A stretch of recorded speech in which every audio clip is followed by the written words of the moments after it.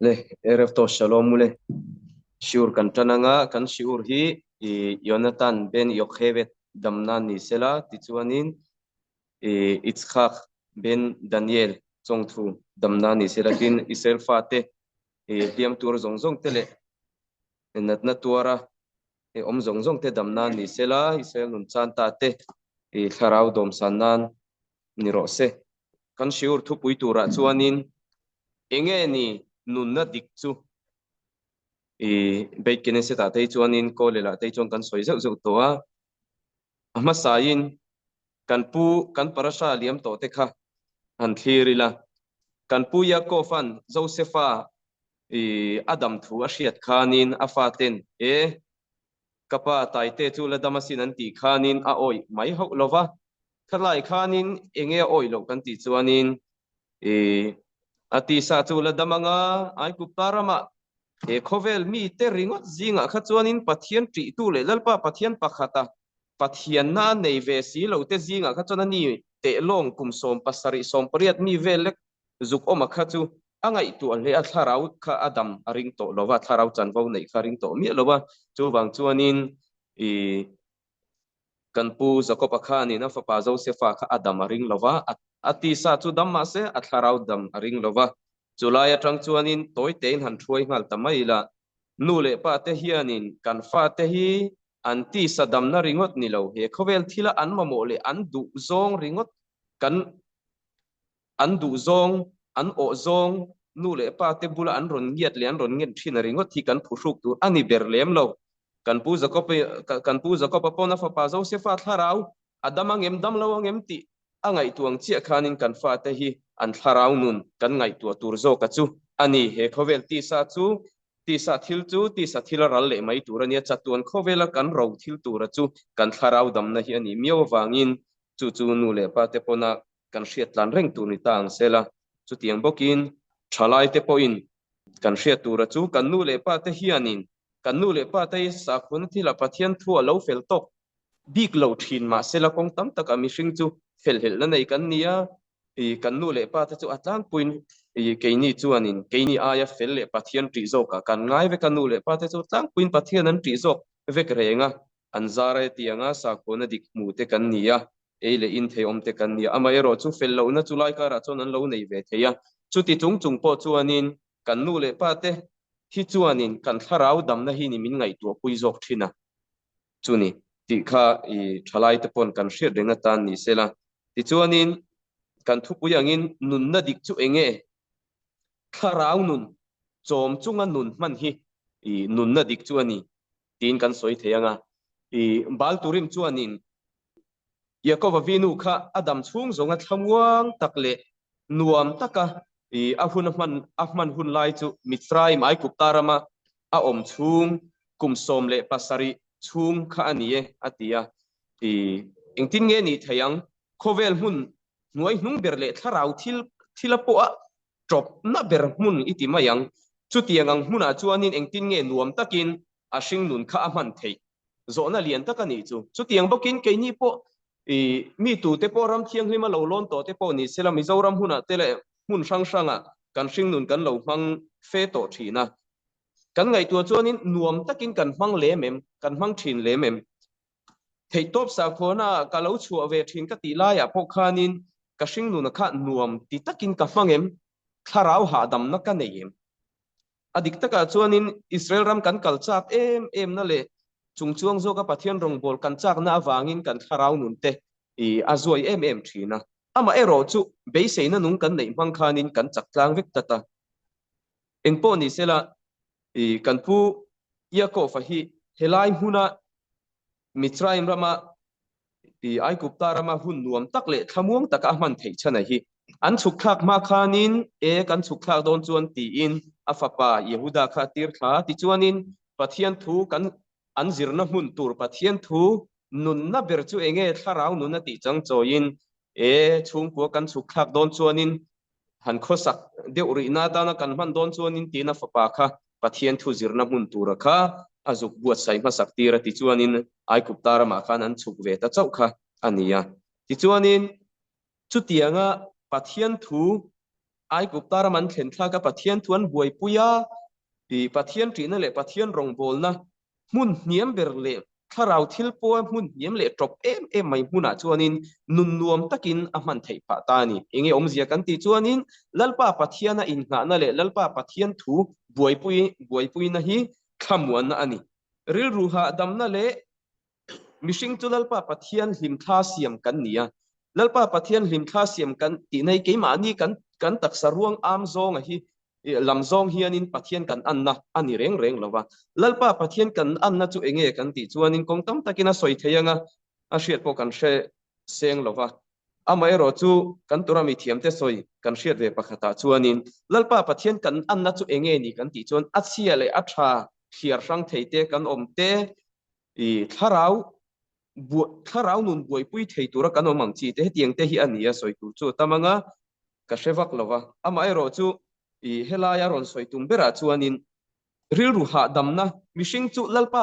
lalpa pathianin adu takin pathian rong bol turin min siama min duanga chu mi konga chuanin in nun na chu in veng fim khur hle turani in veng tha hle turani ti te tora po kan hu cham chia chu engwangin nge pathian rong bol turin mishing kan nun kan dam hun chungi pathian rong bol tur kan nia chu lalpa pathian in min siam chan po ani nge ya thei pato pin asura sa hnuaya ni mo kan thi pul kai pon nisla khoi huna po pathian rong bol na chu kan nei angai ni kan na tho na huna kan hlo tho na huna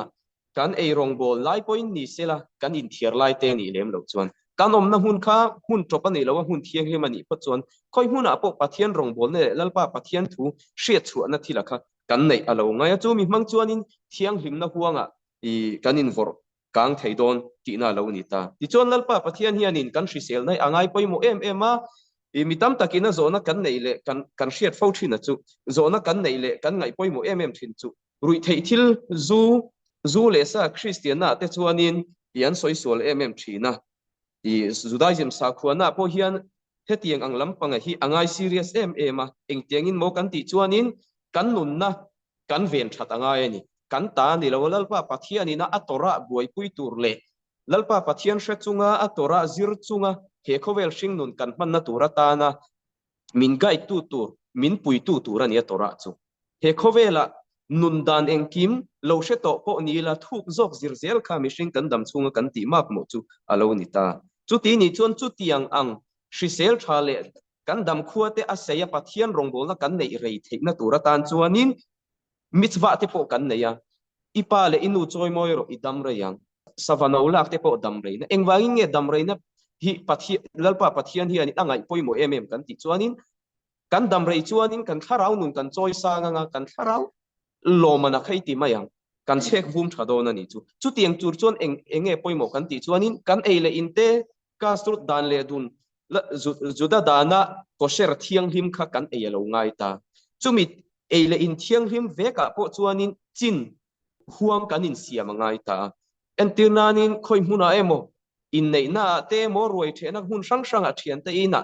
te cho kan ei chuanin moi ngai le thiang him takin kan ei engwangin mo min hu tu o mani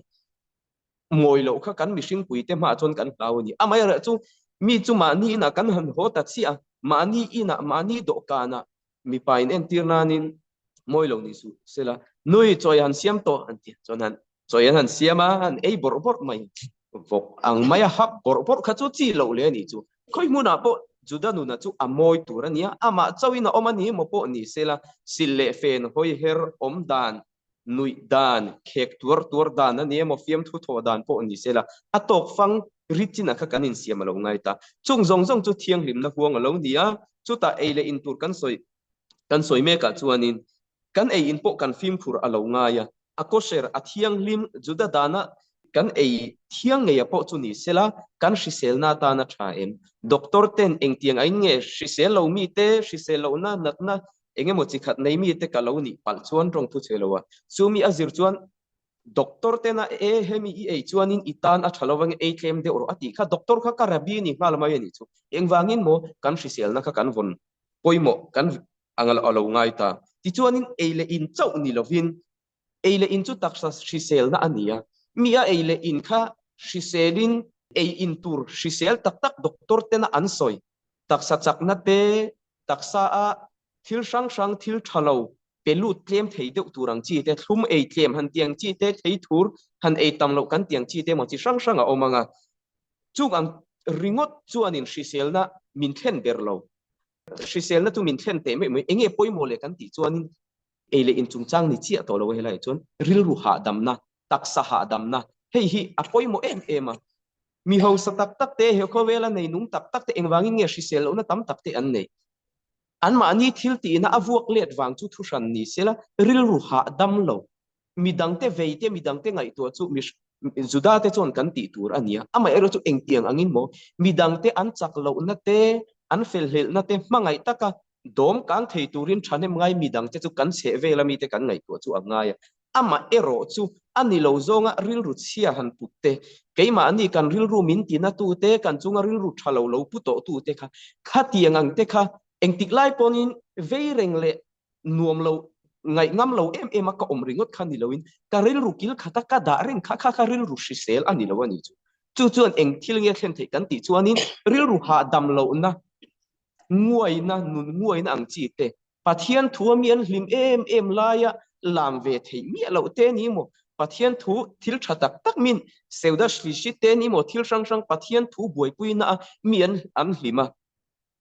chol hal takina tui akhiat khal thin anga pathian thu shiur te tora mi thiam te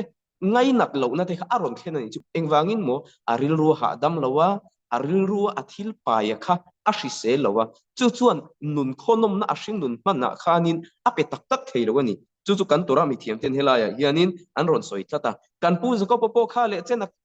chen kha afa pa zo sefa sun reng in a oma nupui sun te no ma zo sefa sun in oma ti chuang khang hun chung zong kha nun nuamin a panglo a eile in chu a hosa a du to ka tha ei tura nei ang am ero chu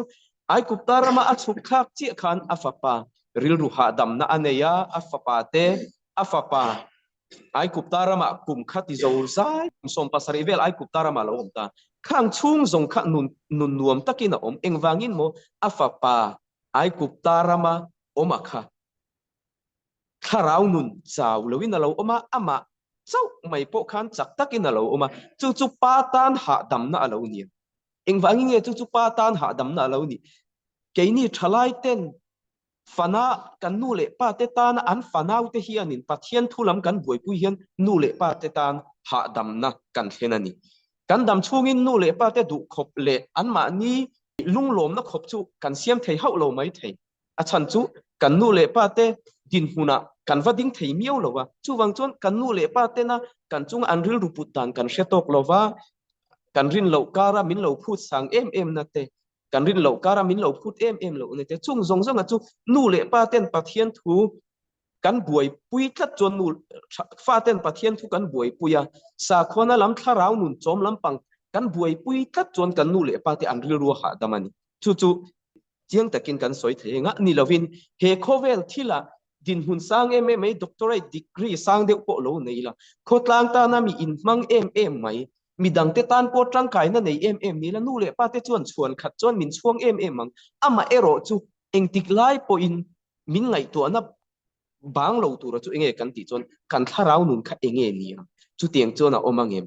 ngai zong te kha lo nei ve to bok si puk lok te hian ani nei mai angem mo tu huat thu ni lo sila khatiang khleng khanin kong sang in mishing kan dam chung hian kan nu le pa tian kan hrisele chu min ngai tu puya kan eile barzon na te kan khosak din hun te po min ngai tu pui ama ero chu kan tharau din hun hi min ngai tu pui reng thin chu ani chu pathian thua kan chak lo miau chuan khovel thila lo sang deuh po ni la nu le pa te tan ha dam na kan thlen lo tin nu pakara po ni sela ha dam na kan thlen lo nu le pa po in pathian thuan ang zonga tharau nun chom lam thil an ngai tu lo chun fa te tan ha dam na a thlen lo tong thu chelowa nu le pa chu tong thu chelo tak mewa i natna an lo nei ta tlema khum be teu tan an lo om ta hlo thona kha anna sabi ka ni chu nu le pa pathian tri mi ni lo pathian thu zir mi ni lo engkim mai pon lampang in chung khura ti po engtin nge kan soyang ala son hara zong ang chi tenin mo rekhilut mi soi chiat na mi soi rel phar na kan an tiang chi te lalut reng mai mi te an lo ni phei chuanin fa te rel ruwa khan thap han na om to ni chu chu tiang bokin nu po ni sela sa khuana dana in chei moi nai na iti ma yang modesty kan tiang chi ka sniu chungchang avon lo chuanin chete na thona ni mokong sang sanga anun phung man lai kha soi dang lam sakin lo om pal tang sela chi ai na fa te tan po khap han na alo khen leng hal mai ni chu nu le pa te po fa te awangin an khap hanga an ril ru te anau thi na ni chu tiang bokin fa te po nu le pa te awangin kan ril ru anau ve thei theu ti chu a hre tu te ve kan yang tin chu tiang zelin tora zir chungchanga te po ni sela engwangin nge tora zir chu tianga pathian thu lampanga itu chu apoi mo em kan ti chon kan dam chungin tora te mitzwa le halakha sang sang te thata ka zom te har shabat ni te po mizoram anga chi te ni mo rampo na chuanin zom har sa te kan ti ma se zom thei mi lo chu om lem lo ani ti i chiang takin kan soi nga manga ma se englai po zom fai thak renga chu a harani a thei lo tin soila kan soi su lo wanga shabat nge e rong bol lo motor han chuan lo han ti te shabat voi khat tal chu han ti ve chinila a thei ani mai lom kum tluana ani ang tur khapa han ser te phei chu a harani amero chu thei lo hul hual maya han soi tur thil rampon ani awanga a thei lo tia mani nun han ti chau pha nan le khalai chan sa thalo zonga lak pha na tur kha a om lem lo ani tin chu tiang bokin khoi huna po ni sela pathian thua hi theiang to ka chak takamar pa ta han kal reng chu har sa e khai ka ti theilo e khai pathian thu poi zir velo mayang ka chak mo e mai ti awang ringo ta zir lo tur ani lo engwangin mo hela ya hianin chiang deuh mai na aron ziaka pathian thu talmud Yerushalmi apo Bavli apo hun sang sanga in ziaka heta masechet pe achungchanga de po ni sela i ain ziaka chula ya chuan masechet kidushina te po ni sela tora zir hianin mitzva zong zong hi a henani engwangin mo tora zir chu aro pui a hlulutuk lalpa pathianin tora zir turin thu min pe ya chu chu kan nun man tora min tora azira thata ka azir na chuan anun a tharau nun chom na tur a hring nun man na ala ton ngai mi alo huang thara po zuang lut se a tora lo zir na mang khan lalpa pathianin chakna fin na apedona ni mishing kandam kan lo pia kan sei diana rol thar nun dula tlangwal kan lo hre chawa nupui fanau te kan lo nei chawa pathian zara ti chuanin kan lo nei chawanga bezar ta sem nei lo te point kan malam hun chu kan dai zelanga engti khuna nge experience kan nei kan ton buak huna te kan in pal thluk rem rum huat experience kan nei chawani chumia in pal tu na salo turle tu sil ong tam lo tur chuanin pathian thu kan zir te anga ya kan tora mi thiam te tanga fin na kan la ka nga ya kan tora mi thiam te nun te kan zira lo nga ya ni chu ti chuanin han le taila tora zir hi i engtik lai po in a hlok thak ema tur chuanin ti hian a lo soya engtiang angin nge mi chu pathian thu a zirang e khai ram thiang lim kala thleng ve si lova emo khen to nuwa po ni sela ka hriat na te achak to bok si lova raften an shiuran pek te halaka thele thil sang sang po ni sela ka chin chia theina te hi a tha bok si lova azia te ka ziak chak si lova mi ain thu soi te hi kaman tlai bi ka fiam thu po ni se mi nui vek to nuwa ka nui ve chewa ti vela tong thu chelwa thuak chak lo le ngai to na chak lo po no ni sela engtiang angin nge tora kan zirang gamara zir vek roseti ni lo zir lo roseti po ni lo mi te zir ang khanin zir ve roseti po ani chung lo ko le khat le fi ko khot ini chu mi tu po ke mani kan chak dan kan phak ang tok zelin pathian thu zir turin kan tora mi thiam ten zir turani thu an lo tlang au puyani ka thian pa ka kum rual pui ka classmate ka zir rual pui zudai zima ka lu rual pui ka ak rual pui nge ya po ka phak lawani chuanin lung nur phanan manangai lo ka phak ang to ka chak ang ka thian pa in phek li phek nga phek chan ve i le khabu chan ve akai to laya abul voi thum voi li ka lo let ani kon apoi lo engtinge kan tora mi thiam te nan soi le fum chara akar khoi muna po har satna ka ne ya ni mo ka theyang tok milzel khanin aloman po aron thleng don ani kan soi tuang che in kan thei top chuan dan har satna tok chung po a ka fin na te ka share reng thei na te atlem chunga ni mo Israel rama po ni sela ivrit ka thiam lo po ni sela ka kumbi te po lo tam to po ni sela chumi chunga thei top ka chuan na mang khanin tora ka ziranga chumi chu he ta ram thiang lima i aram ra iti maila chung mi ten thei top an chu a mà ni pian pui trong Israeli kan an tiang chi te pi le pu le po rabi te po lo ni sela rabi kha chong chuan par mai po lo ni sela khang mi te an lo man don phak ang tho kha he mi zoram kol kila tangpon kadong thei engwangin mo ka hun ola te thei ang to ka tora zir mitzwa chang choya lalpa pathian mangai na awang te a le ka hring nun ka man dan tur pathian du zonga ka hring nun ka man theina tura ta na ka hring nun kal tluang lai thei patopa ka kal ngil theina tura ta na tora ka zirani thot chuanin chu ta chon lalpa pathian mal som na min pedon mi judaism ka lu chau po ni sela enge halakha enge min hak enge tora enge khachamim enge amen ti poi omzia kadish ti te enge omzia minian ti te poi enge omzia i lo shelo po ni sela pathian thu kha zir top phot mai ro ngai kha top mai phot mai ro ning thin mala zir zel ro ban san su hun chete tal in siamla kanin siamanga ni khata reilo te tal akavua in kan ti chu a regularin hun bi te kanin siamanga ni khata chu mi dar kara chuan minute som panga tal sam han siar thin han ti te shiur han ngai khak pa a parasa kan han siar chu kanga hemi parasa chung a shiur ho te shiur hi kan ngai thanga ka siar chu huna hianin han tiang chi te shiur tam tak ngai khak tur te ma kha itora zirna ka tora zirna chu anima ka chok me zor pa pon earphone pon ka ngai thanga ka bazar pa pon ni sela bollo ka pai pa pon ni sela ka sikul kalkong Aizol City basa ka chuan ho kong pon shiur po ngai thaila ni danga mani du phone ate games te kan khela thil sang kan boi pui ama ero chu pathian thu zirna a ka phak ang tok te khan pi la chu lalpa pathianin min phut ani mi chadik tak te zir anga wazir ve ngun turin min phut vek lo kan thiam na pona tin lawa kan om na mun pon azir vek lawa chu mi pathian thu kan zir na mang chuan kan pu za ko papo ai kup ta ram huai hung bera a chuk ka thamuan na anei mang chuan e khoi huna po omila ram thiang lim lon tura la nga po ni la chu mi mang chuan thamuam takin ka nga kanga enge mo ka hring nuna thilpa ngai lo alo theng pal ani po in thamuan na kan yang lom takin kapom theidon ani chu kan nu ra khelite kan mi chadik tak te lalpa pathian he na ngin na me lawin an nge na chu ti chung chon an dong mai lo fanau pon pom mai lo engwangin mo lalpa pathian ni na atum chu adang de ke ni pon voi ni thleng pon tu te pon lo zir po ni la achana kha kan she kan zuk she fak thei bik lo atu mai te point achan chu lalpa pathian in atu mania e chu tiang chon tora mi thiam te chon an ti chu tiang chon an soi fi na chu an ti ama ero chu kha lalpa pathian ro rel dan ani miawa wangin chu thil khenga chuanin kan mi chadik te kan mi chadikim te chadikot te khan eng tiang an lo pom lom takin pathian he na vui lovin eng wangin mo eng tiklai pon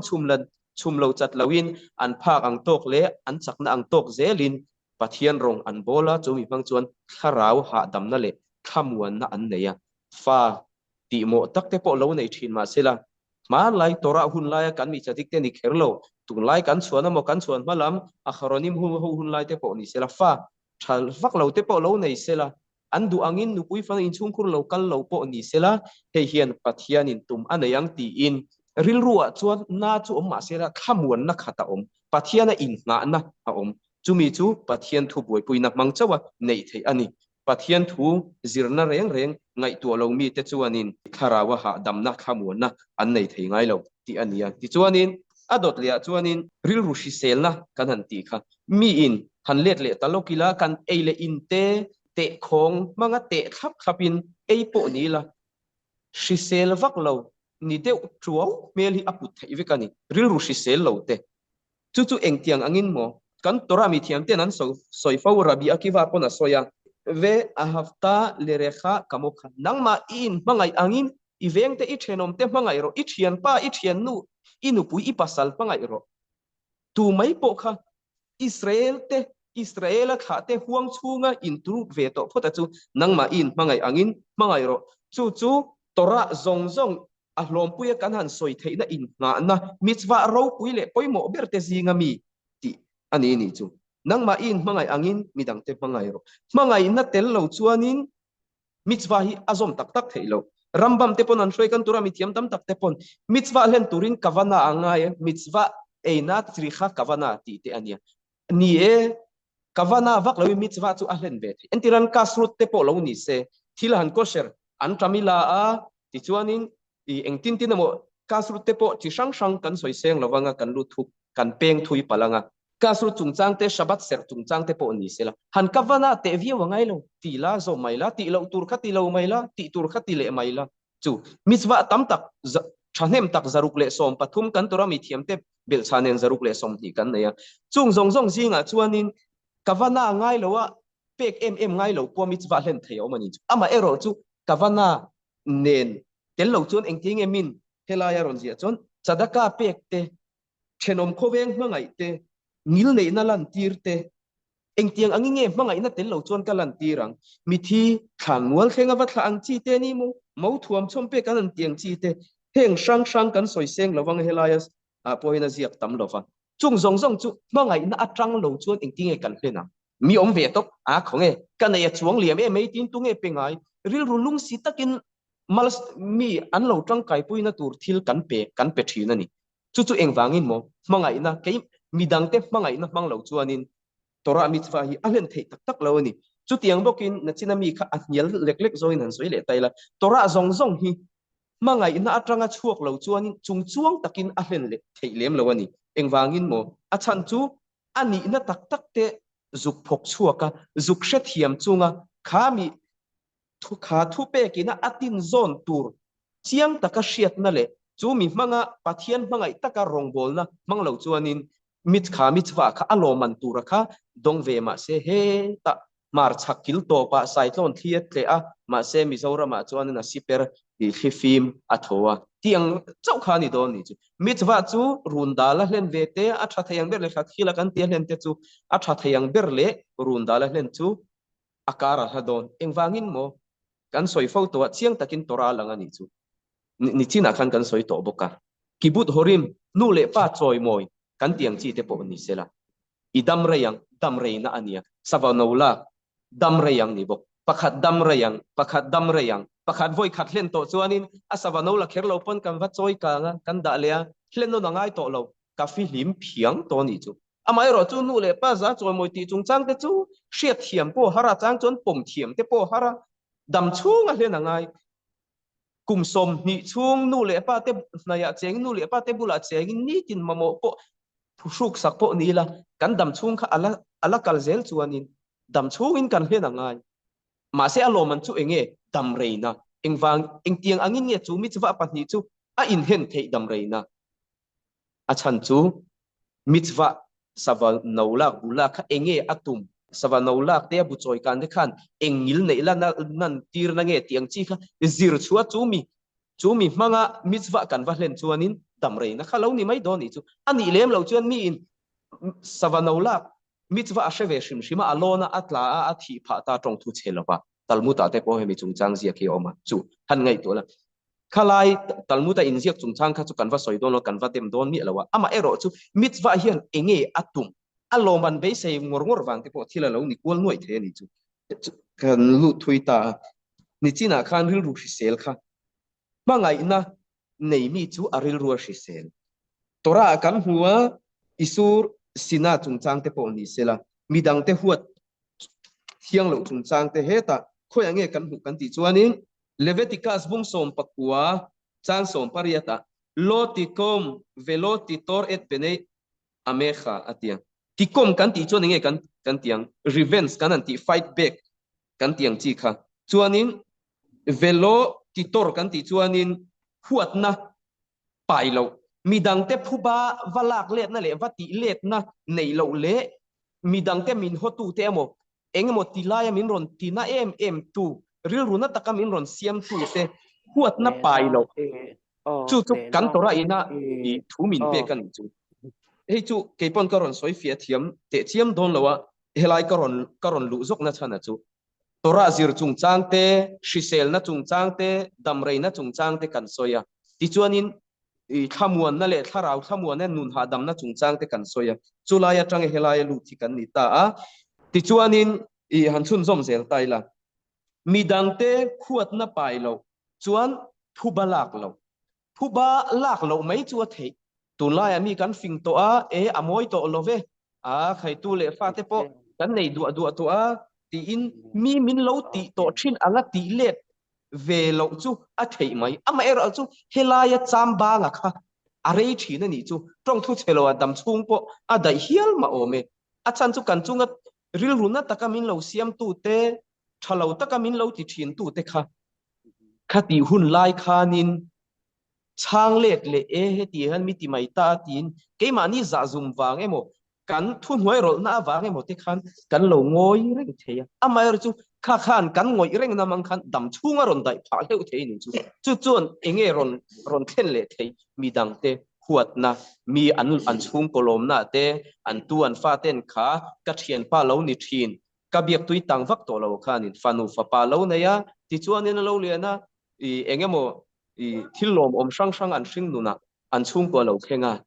hlim le lom pui takhan ka vakal ve theilo ka ho em lo atan khanin thil thalo vati sakchu ka tum chuang lo ka va thlen chuang lo amai chu hilaya khanin riau kha om to ni chu eng wangin mo helaya lo tikom velo titor et bine amecha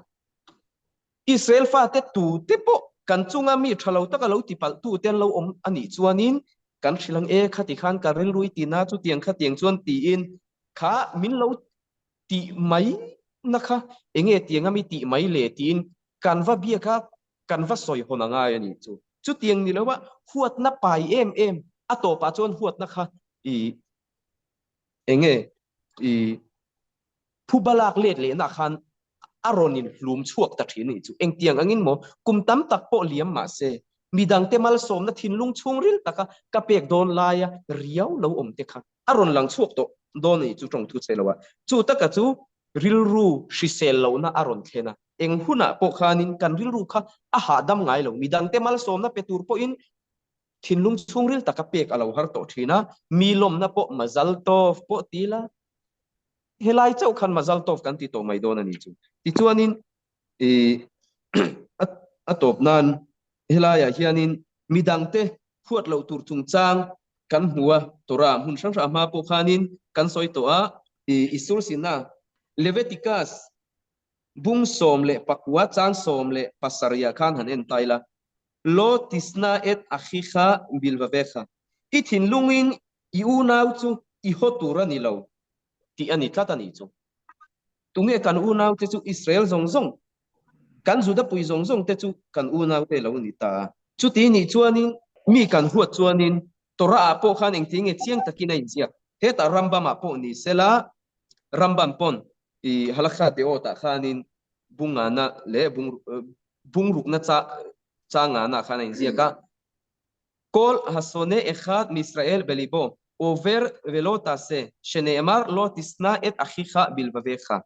ישראל mi tu po ithin lungin iho tura ni lo chu tiang ang homi chuanin ti lo tur thu pe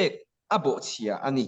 achunga eng thil thalo ma kavatin ka in shelawang ama ero chu ka huata wang khan ti lo tur thu pe ka bo chi eng wangin mo ithin lungin iunau iho tura ni lo ti ani miawa wang khanin ka huata wang khang eng che thung ma wa nei lo po ni la I thin lungin I hotura ni lo I hualo chu wang chon ti lo tur pu pe I bo che de rani tu ni chu chuanin heta vai kra khanin aron je ka soi tuangin lotis nai ta kha bil ba ve kha I thin lungin u nau chu I hotura ni lo ti chuanin tanakha te po ni sela kan muwa heta achian em na themi chung changa chu rambama deota bo khanin ron zia ka sheykhata ish le ish lo istemenu veishtoch כמו שנאמר ברשעים ולא דיבר אבשלום עם אמנון למרע ועד טוב כי שנא אבשלום את אמנון תנ"ך פה כאן הוא שמואל הזיה כate פה חנין אבשלומן אמנון אצו thu a chia tha soi pui du hau lawa khalai sipura kha chu kan lu thuk lawanga ma pon kan soi ngun to a farnu laka a u nau pa alai hnai a thowa khanin amnona khanin thil thalo takatia ti chuanin engma abedu lo ringota thu chia tha po a soi pui du lawa a thil ti that lo chung cha etinge enga tinge he tiangai ti mai ti po a shil du mi lawa ngoi top ringot maya ti chuanin na to pa engtin nge ati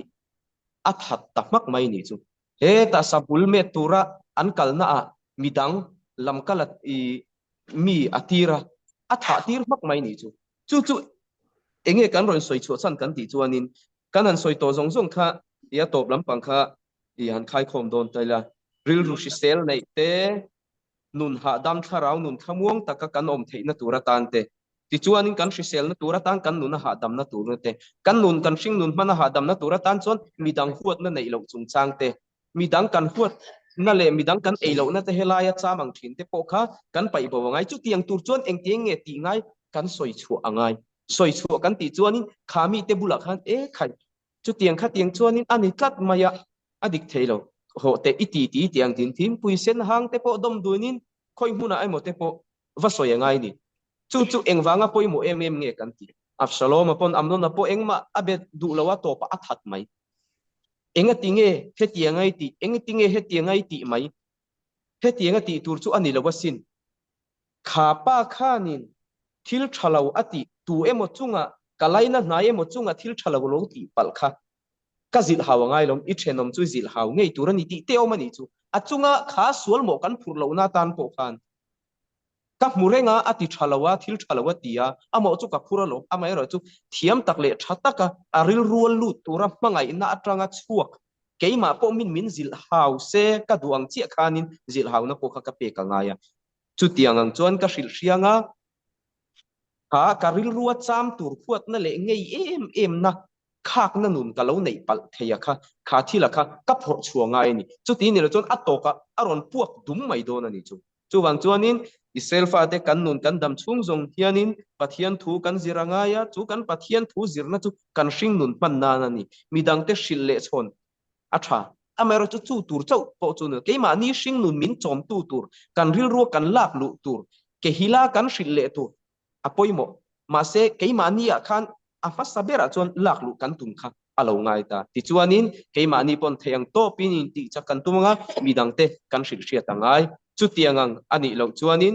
I midang te kan hril velo chon tuipo kan soi to thin angin atling pung reng ringot chuanin rei lo te a thosi ten tuina nan banga pat thuaya rei lowa ni rei tharei lowa chuanin arim chemai ani ui hum to mai ni chu wang chon kan thu hria tam tak te khatiang thila kha mishing mi pa ngai kan nia kan lo ni chuanin kan pathian thu hria te kan thu thangai thak te hi aya thazo ka soi chua thei dan te ngai to na fin na te kan neya chu mitwa ko ni reng bok ani chu nakin huna zona kan la don tur po ani bok ta chuanin chu thi kha thil sang information pathian thu lam panga tanga kan lo don kho ma kha keima ni che velami kan then rual ko mate kan ke hilani kan nu pa mo fa te a po ni sela an ma ni milte khan kan pe chong lenga ti chuan khoi huna po in chung khura ha damna nun khonom na kan thlen thei don ani engpo ni sela I kan soi rei to a chung zong a chu thei top cho in bon theu tumila khang kan thut ti rik te kha dalpa pathian kan zawain malmin somnan mangsela kan soi sual te le han khap sual te kan nei ni chuanin dalpa pathian min ngai dam ro se bên là chịu Iwa su rei lo ve. ai đâu ạ tian e na va kham lo thin ve o e ta ko le la ania lo cái là e kan lau thaw ke po ina ei hi pu da ve la nia phát thôi ơi ei ei pu fera te pon oma ye la te pon oma ei anni hi pu has ke la te po hey he ta hi eko fate zo